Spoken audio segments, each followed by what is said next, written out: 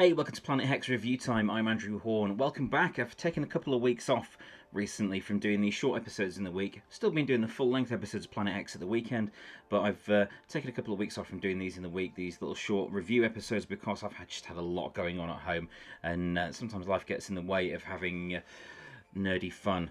I don't know what that was. That was maybe it's my new gesture. We shall see. Tonight I'm going to review this. Nic Cage, Willy's Wonderland, which I watched recently, and I really enjoyed this. This is a great, fun movie. This is exactly the sort of thing I would have rented back in the VHS era. It's just crying out for a big box VHS release, I think, this film. It's a lot of fun. Nic Cage plays a wanderer who just drives into a town and finds his car is broken down, can't pay for it to be fixed at the local garage, and they say, you know, you spend a night in Willy's Wonderland, a theme park full of animatronic Five Nights at Freddy's style characters here, and you know, the debt will be paid and you can go off.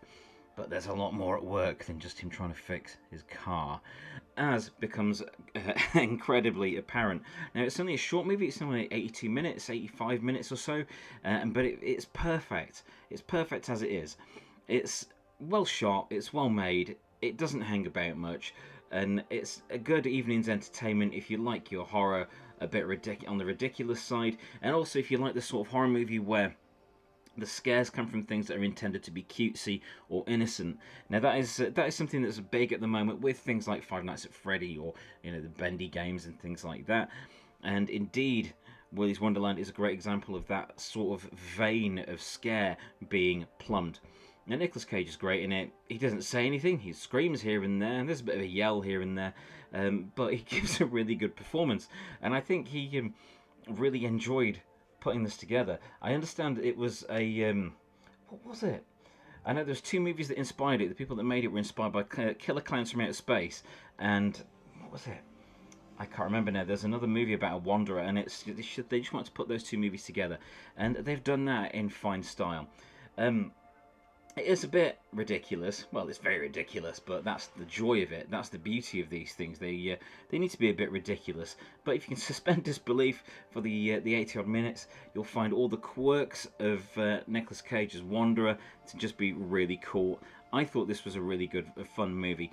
One thing I didn't really enjoy was there's a group of teenagers that you can see in the poster here that they give a lot of the exposition, and they bring a lot of the peril that is needed in a film like this. However, I can't help but feel they were a little bit tacked on. They didn't really need to be there. Personally, I would have been fine with it just being largely silent, apart from the animatronic creatures saying weird things to Nic Cage and trying to kill him. But it is a good way to spend an evening's entertainment. I do wholeheartedly recommend Willy's Wonderland. If you miss stuff like Killer Clowns from Outer Space, or Dolls, or Ghoulies, or that sort of lovely, cheap, and nasty horror movie, genre movie, then you're in for a treat with this one. That is my little review of Nic Cage in Willy's Wonderland. And yes, as a British person, it does amuse me greatly saying the title.